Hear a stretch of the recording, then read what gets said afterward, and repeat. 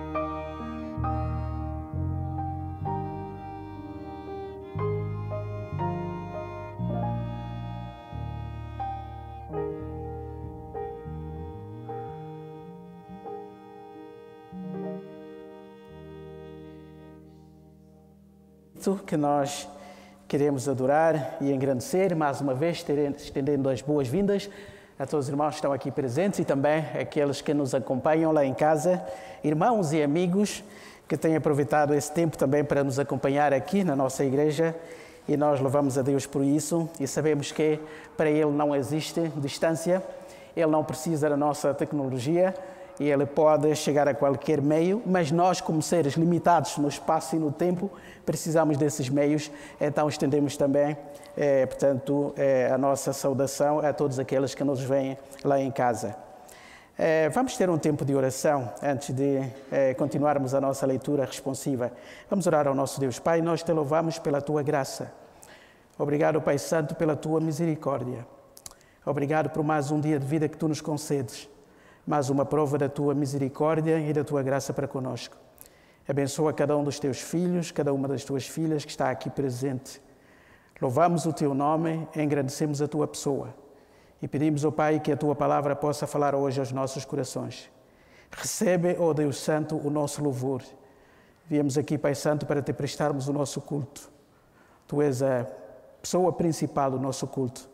Portanto, ó Pai, os nossos corações estão alegres para neste momento louvarmos e engrandecermos o Teu nome. Ajuda-nos, orienta-nos, assista-nos e recebe todo o louvor, toda a honra e toda a adoração. Em nome de Jesus. Amém.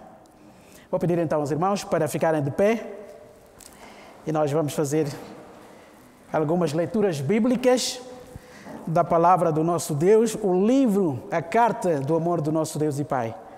Então vamos seguir a sequência que será projetada. Iremos então ler a palavra do nosso Deus.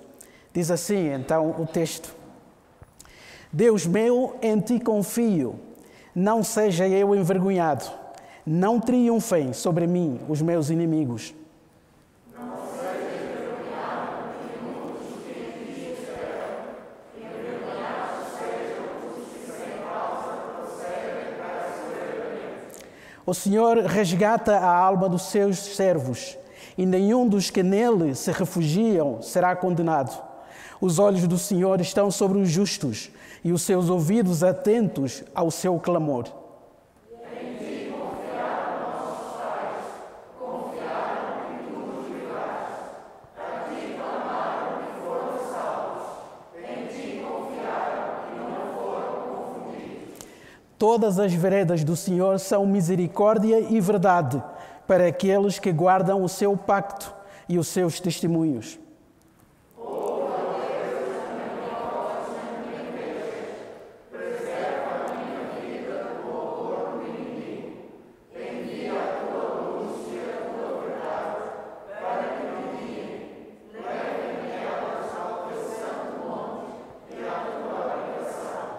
Então irei ao altar de Deus, a Deus, que é a minha alegria. Cheguemo-nos, pois, confiadamente ao trono da graça, para que recebamos misericórdia e achemos graça, a fim de sermos socorridos no tempo oportuno, no momento oportuno. Ele sempre está ali no seu trono. E a maravilha da Bíblia é que esse trono, normalmente um lugar de governo, a Bíblia chama o trono de Deus de trono da graça. Parece uma contradição, não é? O trono é um lugar de poder, de ordem, de autoridade, mas também um trono de graça. E nós podemos nos achegar a esse trono e cantar louvores ao nosso Deus. O Deus das promessas, que nunca falha. Aconteça o que acontecer, Ele permanece fiel. E nós queremos exaltar, engrandecer e louvar o seu nome esta manhã. Vamos cantar com toda a alegria. Sei que os teus olhos, sempre atentos, permanecem em mim, e os teus ouvidos estão sensíveis para ouvir meu clamor. Posso andar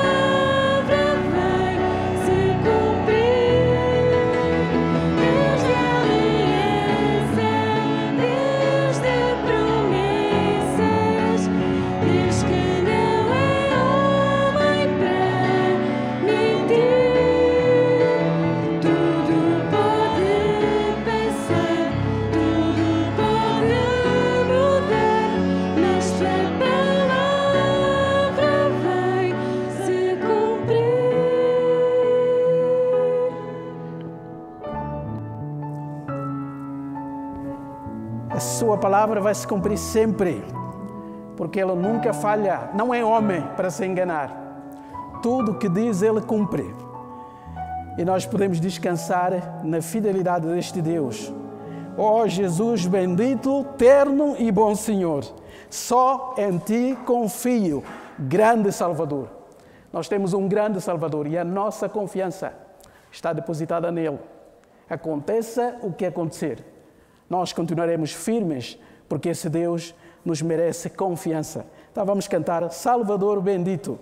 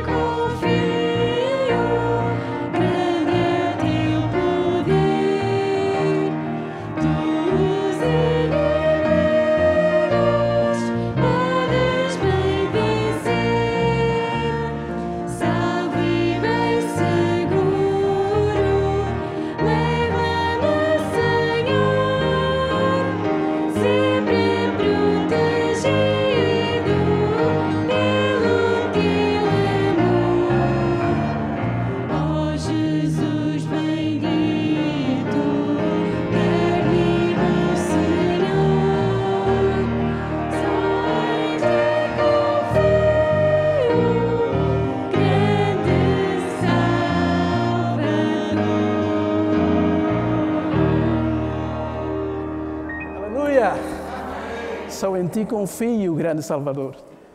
A nossa confiança está nele. Vamos ter uma palavra de oração, de louvor, de gratidão ao nosso Deus.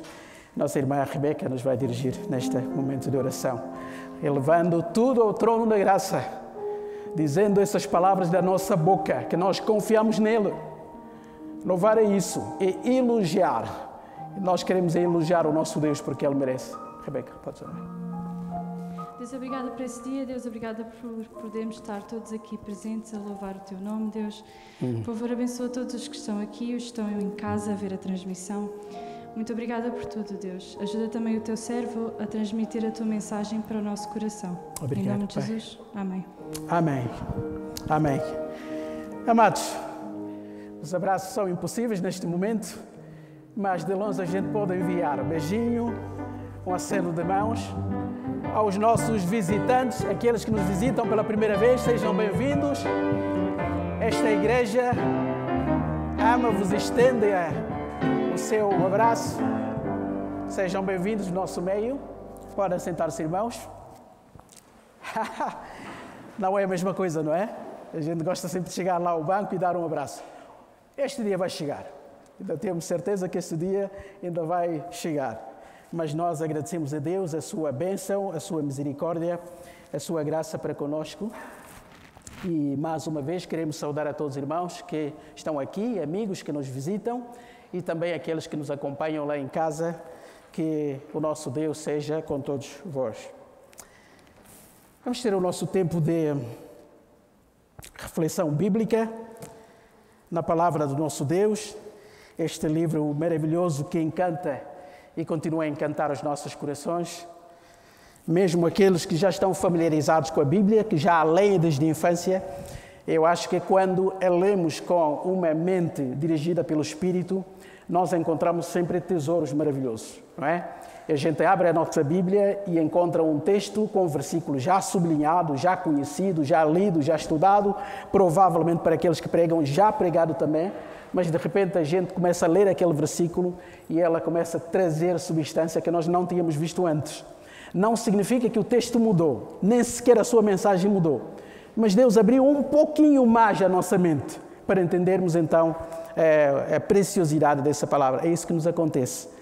Então vou pedir aos irmãos para abrirem comigo na Carta aos Hebreus, capítulo 10. Carta aos Hebreus, capítulo 10. Há sensivelmente 15 dias, a nossa reflexão bíblica foi também sobre uma parte deste texto. E nós temos sido alimentados com o Sermão do Monte.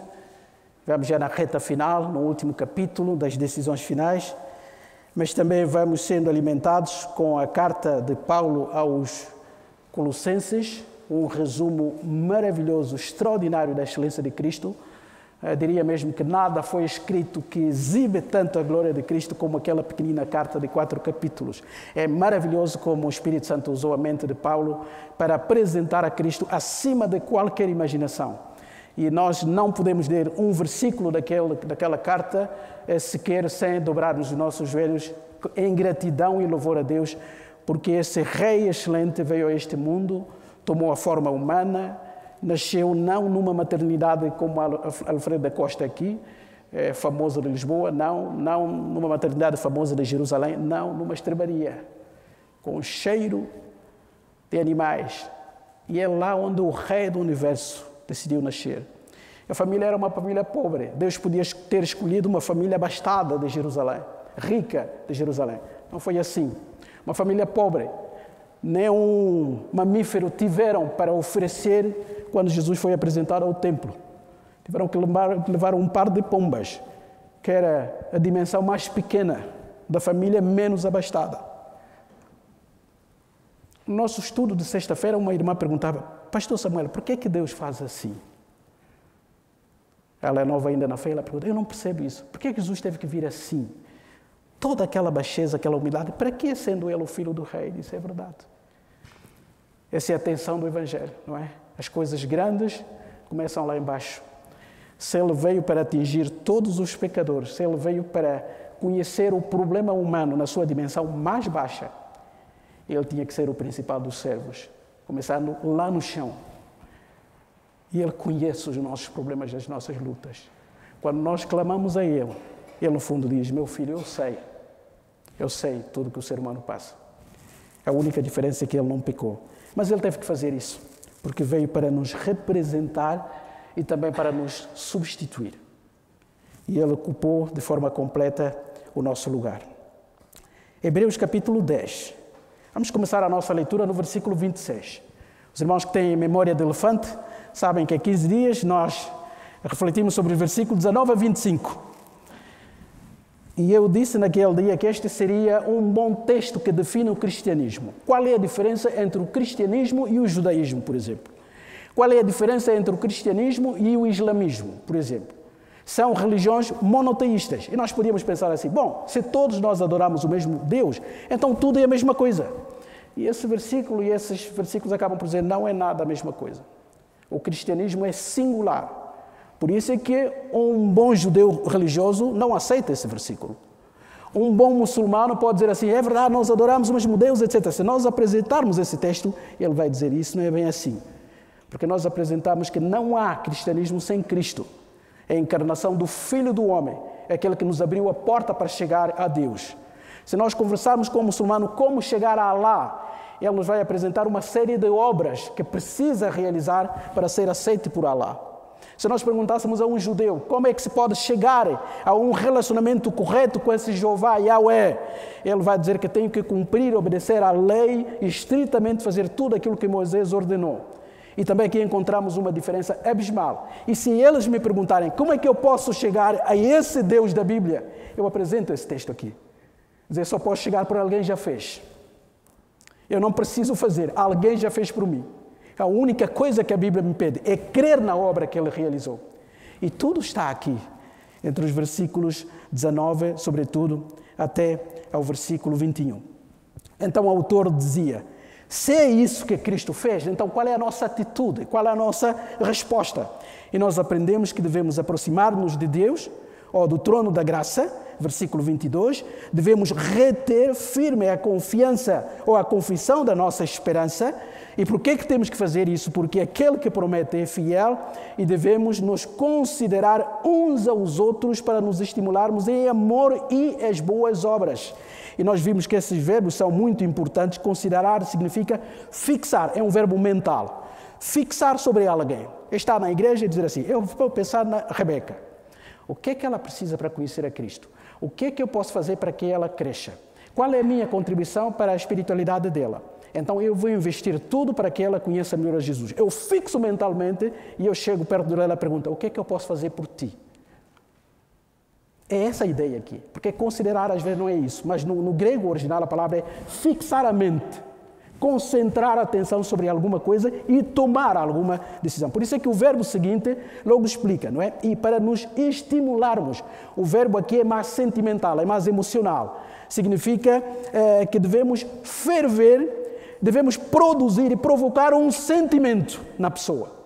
Não só pensar em ajudá-la, mas a nossa vida deve contribuir para que essa pessoa se sinta, de facto, amado por Deus. Então, nós devemos criar um sentimento em nós em relação àquela pessoa. Mas aqui, qual é o sentimento? Porque o verbo é neutro. Podem ser sentimentos negativos ou positivos. Mas o texto responde. É amor e as boas obras. Então, o sentimento que devemos provocar na outra pessoa tem que ser um sentimento bom, que leve a pessoa a amar. E o amor uns aos outros vai fazer com que na prática nós realizemos as boas obras. E o versículo 25, então, acaba por nos dar um conselho. Ele vem de forma negativa. E a Bíblia é maravilhosa nisso, não é? 3 orientações positivas, verbos no positivo, mas para dar ênfase, não é? É uma espécie de litotes, ou litote. Então, ele podia simplesmente dizer assim, permaneçam nas vossas reuniões, mantenham os vossos cultos. Mas ele preferiu colocar na forma negativa. Não deixem para dar ênfase ainda àquilo. Porque muitos desprezavam o culto, a vida da igreja.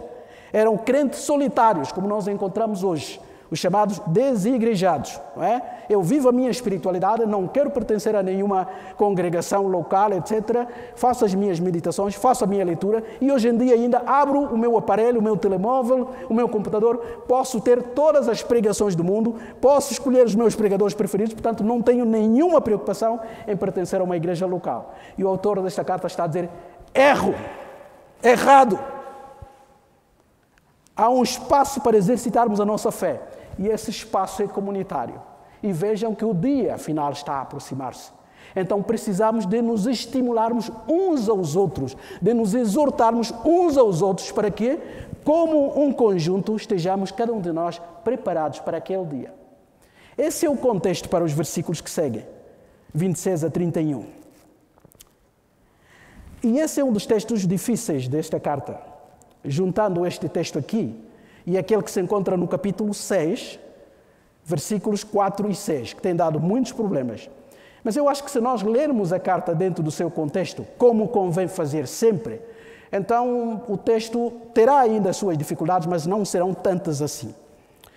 Esse é um texto extraordinário, que nós não gostamos muito de ler, porque traz uma linguagem forte, dura, e nós gostamos muito daquelas passagens suaves, que nos falam do cuidado de Deus, do amor de Deus, da graça de Deus. Mas a Bíblia sempre apresenta duas dimensões, sempre.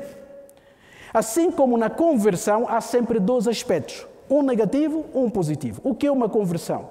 Tem um lado que é o arrependimento. O arrependimento é o lado negativo.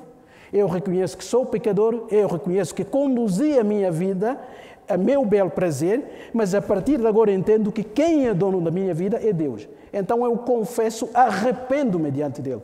Mudo a minha trajetória. Eu caminhava assim sozinho, agora entendi que Deus é que deve conduzir a minha vida e eu dou a minha volta. Esse é o primeiro lado da conversão, o lado negativo. Negativo porque o arrependimento não é alguma coisa negativa no fundo. Mas não há conversão completa sem um lado positivo. O arrependimento não chega. Eu arrependo-me da minha vida anterior. Mas o que é que Deus faz? O que é que Deus me oferece? O Evangelho. Então, qual é a minha reação diante desse Evangelho? Fé. Então, uma verdadeira conversão envolve dois aspectos, sempre. O arrependimento e fé. É isso que forma, então, a conversão bíblica. Mas também, já como crentes, o desafio continua a ser duplo.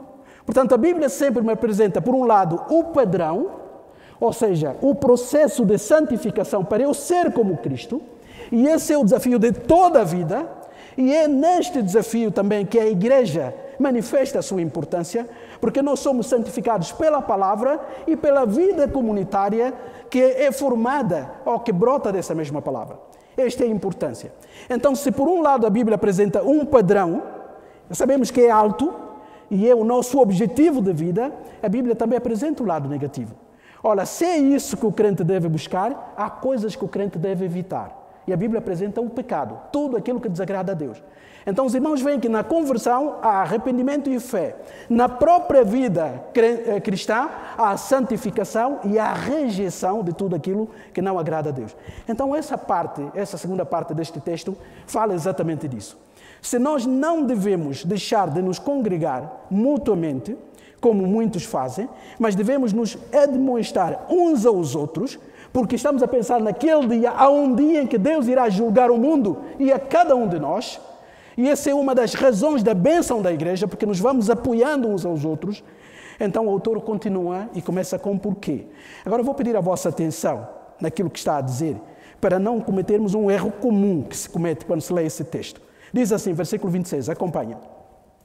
Porque se pecarmos voluntariamente, depois de termos recebido o conhecimento da verdade, já não resta mais sacrifício pelos pecados, mas uma certa expectação horrível de juízo e ardor de fogo que há de devorar os adversários.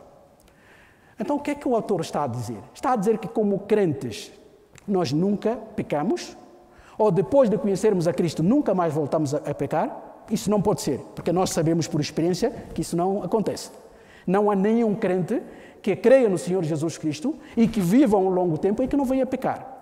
Então, o que é que ele está a tratar aqui? Daqueles pecados, como o texto diz, intencionalmente. Ou seja, se eu pecar, se eu mentir, se eu fizer alguma coisa sabendo aquilo que estou a fazer, e a maioria dos nossos pecados são intencionais, eu não acredito muito o crente peca sem ter a consciência do pecado. Isso é possível.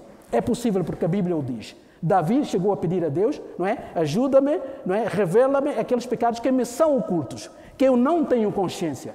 Isso é possível. Mas, sejamos honestos, a maior parte dos nossos pecados são intencionais. Nós sabemos. Quando estamos a falar mal do outro, quando estamos a mentir, quando estamos a contar uma história que não é verídica, quando temos um sentimento de ira contra alguém, de alguma inveja, nós sabemos aquilo que estamos a sentir. Então, será que o autor está a dizer que se nós, num determinado dia, mentirmos, não dizermos a verdade, então, por sermos crentes, significa que não existe mais perdão para nós? Então, a própria Bíblia não ensina que a obra que Cristo realizou na cruz tem a ver com o nosso pecado do passado, do presente e do futuro, porque é uma só obra. Então, como explicar esse texto que diz que não existe nenhuma outra possibilidade para perdão? Então, por que confessamos os pecados? Por que temos cultos e momentos de oração de arrependimento? Então, o texto não pode estar a dizer isso. Mas facilmente e de forma artificial nós podemos ser levados a concluir que se pecarmos deliberadamente, então não existe mais perdão. E eu penso que não é isso que o autor está a tratar aqui. Ele não está a tratar de pecados particulares.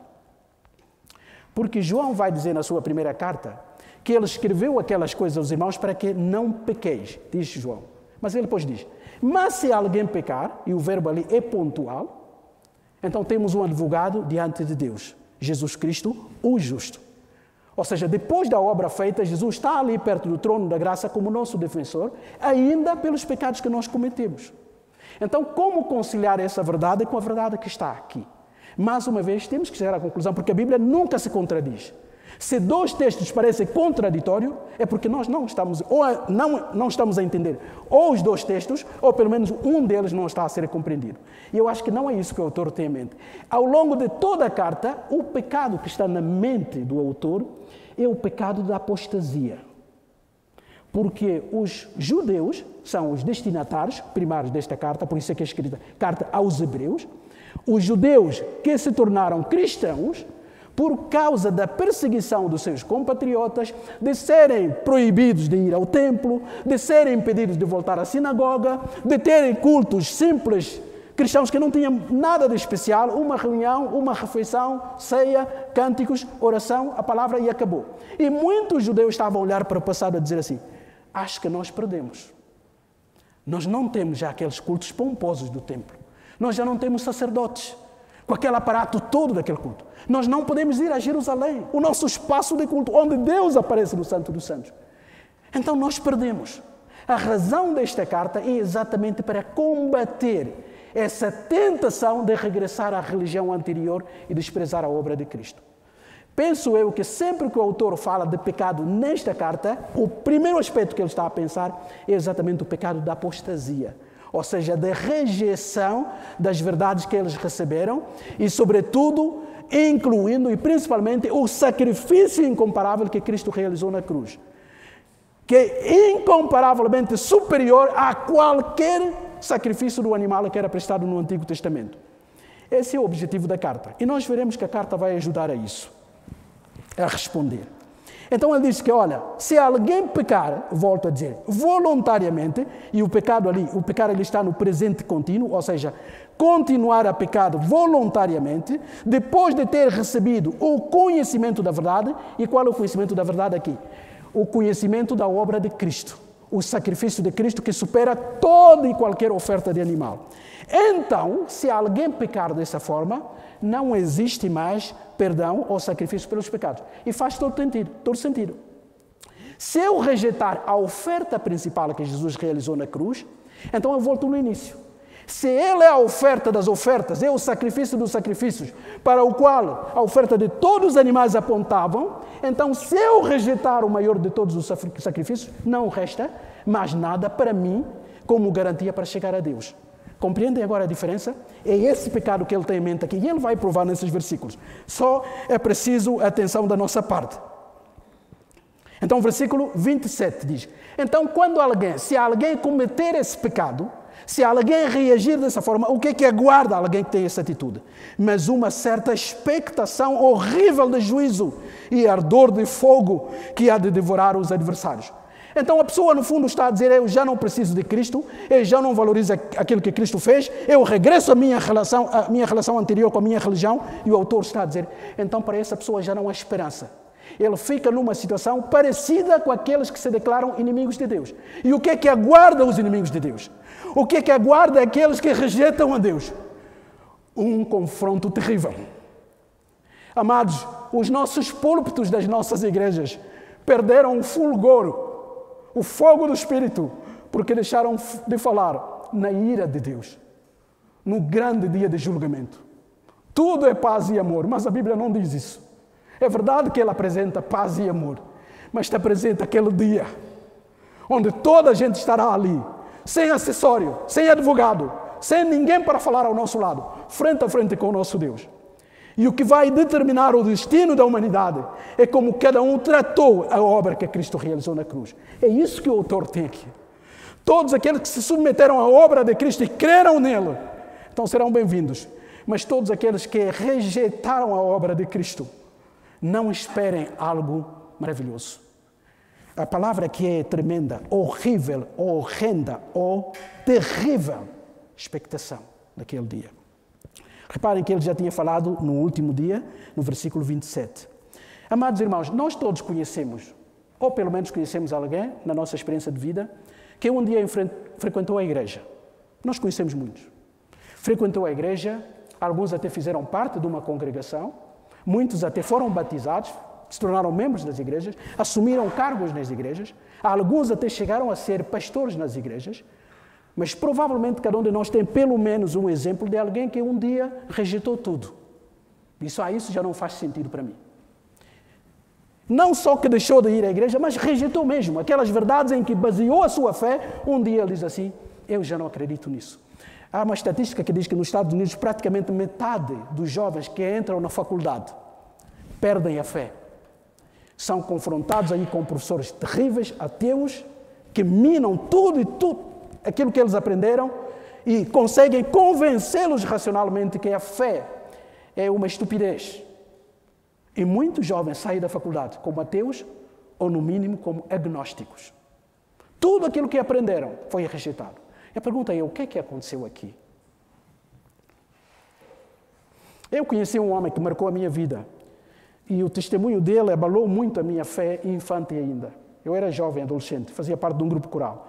E um dos irmãos que fazia parte do nosso grupo, mais velho já, deixou de ir à igreja. Passou um mês, 2, 3, 4, 6, um ano, a equipa pastoral foi lá à casa, o conselho diaconal, fizeram tudo e ele não quis mais saber de nada. Passou um certo tempo e eu fui um dia à casa dele, cheguei lá e ele perguntou-me, de onde é que vens? Eu disse, vim do ensaio. Eu estava lá em Angola, na província do Uís. Vim do ensaio. E ele disse, ensaio? Para quê? E eu olhei para aquele homem que fez parte do meu grupo, que foi um dos nossos líderes, e disse, ensaio para quê? Disse, Samuel, tu ainda vais perceber as coisas. Um dia essas coisas já não terão significados. Amados, esse foi um dos dias mais tristes da minha experiência. Eu não posso estar a ouvir isso daquele homem. Eu voltei a Angola quase 25 anos depois. Aquele homem está na política e coisas de Deus, para ele é como se fosse uma zombaria. E a pergunta é, o que é que aconteceu na mente daquele homem? A maioria que estudam a Bíblia, conhecem a teologia, conheceram, ou pelo menos através dos livros, um homem chamado William Buckley, um dos grandes peritos no ensino do Novo Testamento. Um homem que conhecia grego como poucos. Eu tenho alguns comentários deles, e maravilhoso, professor de seminário. Na parte final já da sua vida, ele rejeitou aquilo tudo em que cria. Diz que já não fazia sentido para ele. Ele se declarou agnóstico, quase que ateu. E os alunos que iam conversar com ele para tentar saber o que aconteceu, ele dizia assim, hoje a minha mente é mais madura e eu percebi que em muitos sentidos andei enganado. Amados, o que acontece? O autor está a usar essa linguagem forte aqui, exatamente para suplicar que ninguém pense em retroceder na sua fé. Que nada deste mundo o impeça de ver a glória e a beleza da obra que Cristo realizou. E muitas coisas podem fazer isso. Um confronto com um professor ateu numa faculdade, uma desgraça na vida. Alguns perdem a fé, pelo menos a fé que professavam, por causa do sofrimento. Eu tenho recebido notícias de irmãos nossos, ou pelo menos algumas pessoas que frequentavam cultos, que hoje já não vão. Porque eles foram ensinados e educados e doutrinados que o Filho de Deus não pode sofrer doença. E de repente o Covid-19 entra na família, mata o pai, mata a mãe, mata o sobrinho. E como esses pastores que os ensinaram toda a vida de que um crente nunca pode ficar em desemprego, a doença nunca pode bater a sua porta, pode declarar saúde para toda a vida, eles entraram em crise. Disseram, isso não bate certo. Eu não ponho lá mais os pés, não leio mais a Bíblia. Isso já não tem significado para mim.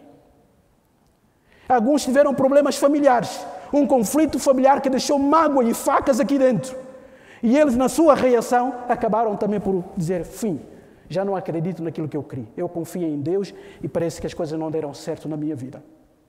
Amados, há muitas coisas que nos podem levar ao momento de começar a duvidar da obra que Cristo realizou na cruz. É isso que o autor tinha em mente. Disse, não façam isso. Agora ele continua. Ele agora, pedagogicamente, vai usar um exemplo do Velho Testamento. Vai dizer o seguinte, quebrantando alguém a lei de Moisés, morre sem misericórdia, só pela palavra de 2 ou 3 testemunhas. Ele disse, olha, pense no Antigo Testamento. E ele está a pensar aqui em Deuteronômio 17, onde Moisés deu uma lei que se um israelita for e cultuar outro Deus e chegar ao povo de Israel e influenciar outros membros para adorarem ao outro Deus, ou seja, cometerem a idolatria e abandonarem o verdadeiro Deus, então Moisés diz que se 2 ou 3 pessoas confirmarem isso, ou seja, falarem com a pessoa e a pessoa dizer assim, é verdade, eu já não adoro Jeová, para mim agora o meu Deus é Moloque ou Baal. Se confirmar isso, não existe mais sacrifício possível para o perdão dessa pessoa. E qual era a sentença? Apedrejamento. Este homem deve morrer porque rejeitou o Deus vivo e ainda influencia outros a rejeitar. Então não há outro sacrifício que resta. O autor está a usar essa ilustração exatamente por aquilo que ele tinha em mente. Diz assim, agora imagine, se no caso da velha aliança a sentença era de morte, o que é que vocês pensam que vai acontecer com alguém que já ouviu o Evangelho, aparentemente acreditou no Evangelho, fez parte da Igreja de Cristo, aproveitou-se de tudo aquilo que Deus foi fazendo no meio da igreja, todos os benefícios, digamos assim, que fazem parte do grupo ao qual ele pertenceu, declarou publicamente que acreditava em Cristo, que Cristo era o seu Salvador. O que é que vocês pensam que espera um homem que um dia chega à conclusão de que aquilo tudo foi banal, não tem importância nenhuma? Ele está a dizer, pensem nas consequências daquilo que acontecia no Velho Testamento, na Antiga Aliança, onde ainda não havia clareza sobre a obra de Cristo. O que é que imaginem que vai acontecer àquele que rejeitar a obra de Cristo? E é aqui onde eu quero levar os irmãos rapidamente para percebermos de que pecado ele está a falar. O que é esse pecado da apostasia? O que é esse pecado que o autor tinha em mente e que disse que, fazendo isso intencionalmente, então não existe outro sacrifício para uma pessoa que comete um pecado assim. Agora vejam, porque o versículo 29 esclarece isso. Vejam 3 coisas que ele diz ali, e é aqui onde encontramos a natureza desse pecado. E ele diz, olha, quebrando alguém a lei de Moisés, morre sem misericórdia, só pela palavra de 2 ou 3 testemunhas. De quanto maior castigo cuidais vós, será julgado merecedor aquele que... Agora prestem atenção aqui. É esse pecado que ele tinha em mente. Um pecado que zomba o Deus triuno. Vejam, em primeiro lugar, diz o autor, que pisa o Filho de Deus. Pisar significa calcar. E naquelas culturas orientais, levantar o pé, mostrar a sola do pé, era das ofensas mais graves. Então o autor está a dizer, o que é que vocês pensam que vai acontecer àquele que pisar o Filho de Deus? E aqui ele está a falar de Deus. Vejam como ele coloca. Ele podia simplesmente dizer, aquele que pisa Cristo. Mas ele prefere dizer, aquele que pisa o Filho de Deus. Irmãos, custa-nos ver alguém abater outra pessoa, a pisar na sua mente, na sua cabeça, na rua. Faz impressão, arrepia. Arrepia muito mais se nós percebemos que aquela pessoa que está a ser esmagada ali é uma pessoa boa, é um vizinho bom. Não é? Agora imagine, nós estamos a passar na rua, vemos alguém bruto a pisar na cabeça de alguém e a gente chega perto e vê que é nosso filho. Qual será a nossa reação? Nem quero imaginar, não é? E o autor propositadamente está a dizer assim, quem age assim, o que está a fazer, é levantar o calcanhar contra o Filho de Deus. É ofender o Pai e humilhar o Pai que enviou o seu Filho para morrer na cruz e dar a sua vida, para que os homens ficassem salvos. Então, pecar dessa forma é como se pisar na cabeça diante do próprio Pai, cabeça do Filho diante do Pai. E aqui ele tem em mente o Pai, porque ele vai falar do Filho. Que esse pecado significa o quê? E tiver profanado o sangue da aliança. É este o pecado. Ou seja, quem faz isso está a zombar, está a profanar. Profanar significa tornar comum, tornar banal, não é? Santificar é separar, tornar especial. E profanar é tornar comum e banal. Então, o autor já tinha dito que o sangue dos animais ao longo de todo o Antigo Testamento não podiam mudar a consciência. Eram apenas símbolos que apontavam para o verdadeiro Cordeiro. E se ele já veio e fez o sacrifício, se alguém rejeita esse sacrifício, o que está a fazer é tornar esse sacrifício comum e banal. Ou seja, é como se olhasse no sacrifício da cruz e olhasse para o sacrifício de uma ovelha e considerasse igual. O autor está a dizer, isto é gravíssimo. E mais do que isso, reparem, quem pisa, calca o filho do Pai, quem zomba, blasfémia ou torna comum o sangue de Cristo, mas há um outro elemento aqui. Ele diz, e fizer agravo ao Espírito da graça. Agravo significa insulto. Ou a palavra grega significa um insulto afrontoso. Ou seja, alguém que insulta, mas que o faz com orgulho. É isso que significa o perigo, ou o pecado da apostasia aqui. E o autor está a dizer, olha, porque bem conhecemos aquele que disse, minha é a vingança e eu darei recompensa, diz o Senhor. E outra vez, o Senhor julgará o seu povo. Então ele termina no versículo 31, horrenda, horrível coisa é cair nas mãos do Deus vivo. Amados, essa mensagem tem que ser pregada porque faz parte da Bíblia. Que Deus nos livre, que Ele não permita que qualquer conflito pessoal, qualquer professor qualquer, que seja, qualquer dificuldade na vida, doença, problema familiar, crise, nos leve a duvidar daquilo que Cristo fez na cruz por nós. É uma súplica, irmãos, que Deus não permita isso. Os versículos não estão a tratar se o crente verdadeiro perde a salvação ou não. Nós entendemos mal a Bíblia, porque sempre que chegamos num texto deste já começamos a pensar, o autor está a dizer que o crente verdadeiro perde a salvação. Não é o que ele está a tratar aqui. Ele está a escrever para um grupo de pessoas e está a chamar a atenção com a advertência séria de que dar um passo atrás é um perigo fatal. Não façam isso. Nós podemos discutir, será que essas pessoas que mudam de opinião eram salvas de facto? Ou apenas faziam aparência? Não é isso que o autor está a tratar aqui. O que ele está a tratar aqui é que ninguém cometa esse erro. Jovens, cuidado. Não permita. E eu conheço um jovem com quem tenho falado, que está num conflito de fé interior. E nas nossas conversas, muito das suas conclusões é tentar me convencer. Parece que tudo aquilo que ele já aprendeu não faz muito sentido. E eu às vezes choro com ele e digo assim, não faças isso. Não faças. Nada é comparável com aquilo que Cristo fez na cruz.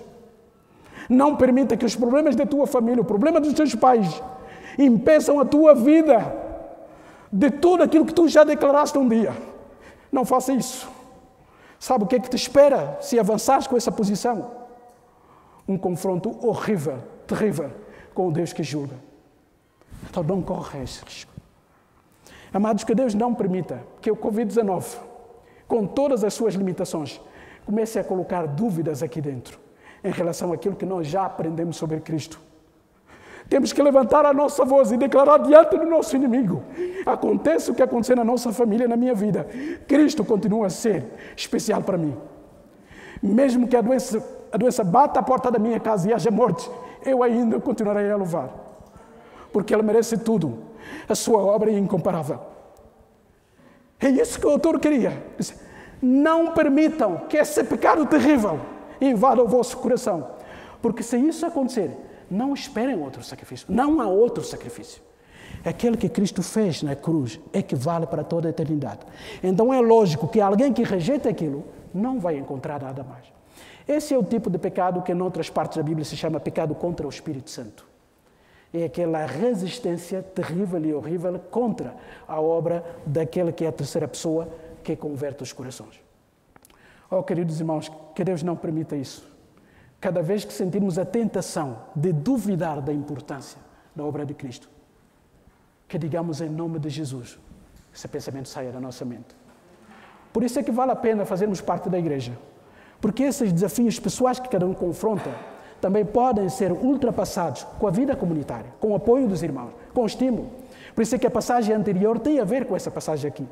Que Deus nos abençoe ricamente. Que Ele estimule a nossa fé. Quer vivamos, quer morramos, nós seremos fiéis ao nosso Jesus Cristo. Firme nas promessas do nosso Deus. Vamos ficar de pé e cantarmos então, e assim terminaremos o nosso culto a Deus. Nós não queremos vacilar e se entrar dúvida alguma coisa na nossa vida, que digamos que queremos continuar firmes ao Senhor Jesus Cristo. Firme nas promessas do meu Salvador, cantarei louvores a meu Criador. Sempre permaneço pelo seu amor, firme nas promessas de Jesus.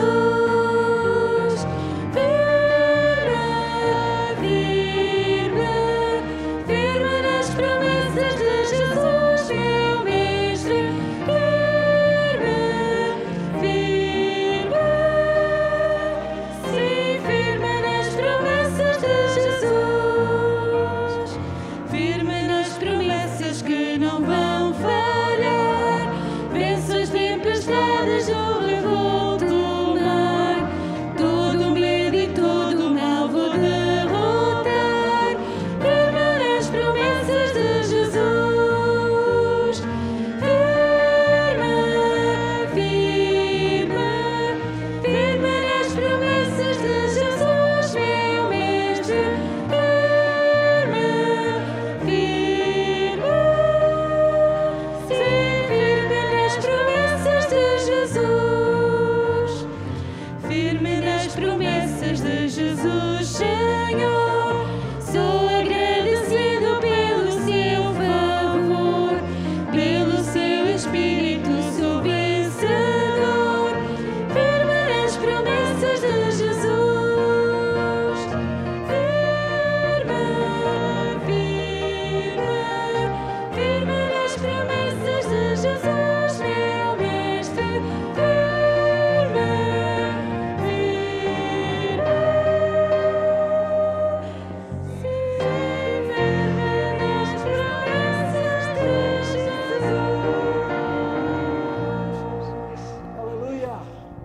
Firmes, acontece o que acontecer. Ó Pai Santo, nós te louvamos pelo teu grande amor por nós. Obrigado pela tua graça, pela tua misericórdia, que nos vai mantendo firmes. Ó Pai, obrigado pela obra que Cristo realizou na cruz. Não permita, Pai Santo, que algo ofusque essa visão. Tenha misericórdia de nós, Pai. Mantenha-nos firmes nos teus caminhos. Ó Santo Deus, nem o sofrimento, ou a morte, ou a dificuldade, ou qualquer outra proposta desse mundo nos faça vacilar. Não permita isso, Pai Santo. Nós confiamos em Ti. Nós encontramos em Ti aquilo que não encontramos em qualquer outra parte. Por isso, ajuda-nos, ó Pai, na nossa fé, a caminhar contigo. Obrigado pelos momentos que Tu nos destes aqui, Pai Santo. E obrigado ainda pelos momentos que teremos no culto a seguir. Que a Tua graça se faça sentir. Que o Espírito Santo se mova no nosso meio e nos convença, Pai, nos esclareça, nos dê orientação. Esta é a nossa oração de gratidão e de louvor. Em nome de Jesus. Amém. Amém. Podem sentar, amados. Chegamos ao fim do nosso culto. Vamos seguir a orientação que os irmãos derem lá para a saída, ordeira, começando com os irmãos que estão da parte de trás. Aqueles irmãos ou amigos que estão aqui, que trouxeram também a sua oferta, já que faz parte também da nossa vida. Portanto, lá fora tem um espaço ali, gasofilácio, podem colocar ali a vossa oferta. E tenham uma semana ricamente abençoada, firmes na fé no Senhor Jesus Cristo. Vamos então ouvir o pós-lúdio, estando em oração, antes da nossa saída.